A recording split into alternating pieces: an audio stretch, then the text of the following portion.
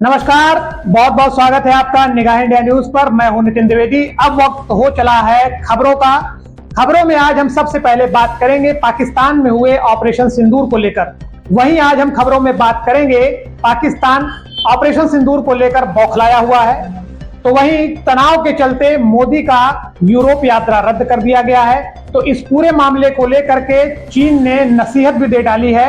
और वहीं हम बात करेंगे आज खबरों में कि कांग्रेस की आपात बैठक भी इसको लेकर के बुलाई गई है। वहीं देश में जगह जगह मॉक ड्रिल किया जा रहा है। तो अब हम आगे बढ़ेंगे और अब विस्तार से खबरों के बारे में चर्चा करेंगे। सबसे पहले ऑपरेशन सिंदूर के बारे में अब बात होगी। भारतीय सेना ने पहलगाम आतंकी हमले का करारा जवाब देते हुए पाकिस्तान और पीओके में 9 आतंकी ठिकानों पर मिसाइल हमले किए हैं। इनमें बहावलपुर का लश्कर तैयबा और जैश ए मोहम्मद का गढ़ भी शामिल है। रात 1:44 पर रक्षा मंत्रालय ने बयान जारी कर बताया कि ये कार्रवाई बेहद सटीक और सीमित थी। भारत ने साफ किया कि यह जवाब आतंकी हमले के खिलाफ है, युद्ध शुरू करने के लिए नहीं। इस ऑपरेशन का नाम रखा गया ऑपरेशन सिंदूर।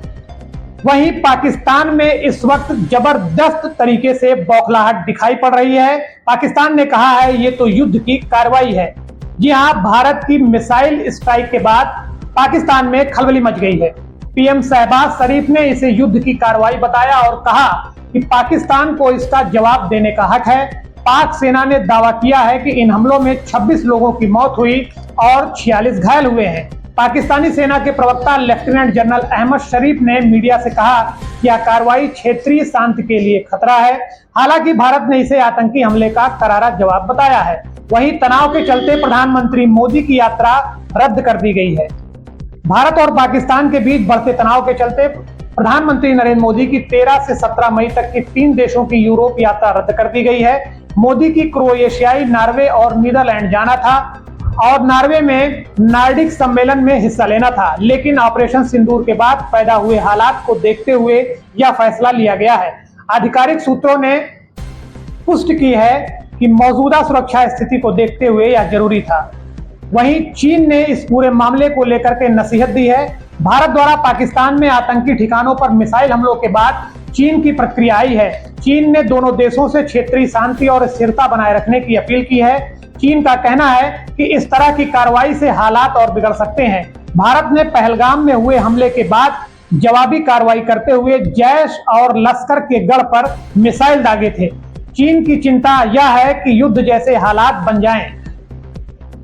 वहीं ऑपरेशन सिंदूर पर अमित शाह ने करारा जवाब दिया है। गृह मंत्री अमित शाह ने कहा है कि ऑपरेशन सिंदूर आतंकियों को भारत का करारा जवाब है। उन्होंने कहा कि मोदी सरकार आतंकवाद को जड़ से खत्म करने के लिए पूरी तरह प्रतिबद्ध है। शाह ने यह भी कहा कि अब भारत चुप नहीं बैठेगा। जो भी देश को नुकसान पहुंचाने की कोशिश करेगा उसे मुंह तोड़ जवाब दिया जाएगा।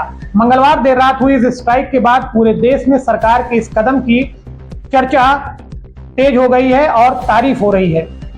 सर्वदलीय बैठक बुलाई गई, सरकार देगी सेना की कार्रवाई की जानकारी। भारत की ओर से पाकिस्तान और पीओके में आतंकी ठिकानों पर मिसाइल हमलों के बाद सरकार ने गुरुवार को सुबह 11 बजे सर्वदलीय बैठक बुलाई है। सर्वदलीय कार्य मंत्री किरेन रिजिजू ने जानकारी दी कि बैठक संसद परिषद के पुस्तकालय भवन में होगी। इसमें सभी दलों को सेना की कार्रवाई की पूरी जानकारी दी जाएगी। सरकार का कहना है कि यह जवाबी कार्रवाई सीमित थी और देश की सुरक्षा प्राथमिकता है। वहीं इसको लेकर कांग्रेस ने भी आपात बैठक बुलाई है। भारत की सैन्य कार्रवाई के बाद कांग्रेस ने भी सुरक्षा हालात पर विचार के लिए आपात बैठक बुलाई है।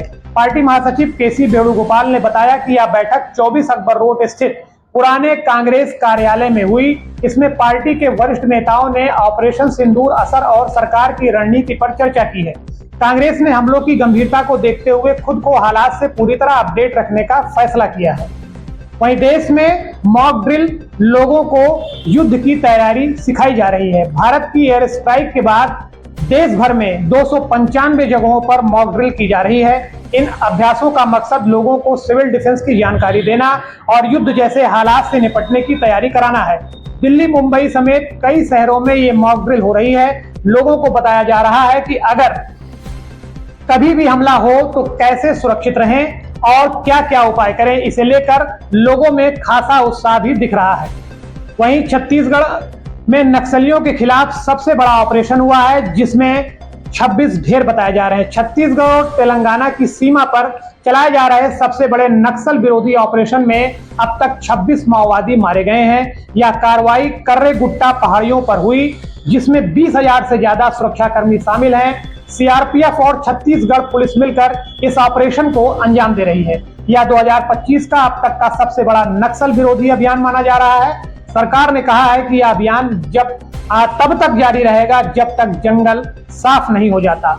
वहीं रूस का यूक्रेन पर ताजा हमला। रूस ने यूक्रेन की राजधानी कीव पर फिर मिसाइल और ड्रोन से हमला किया है।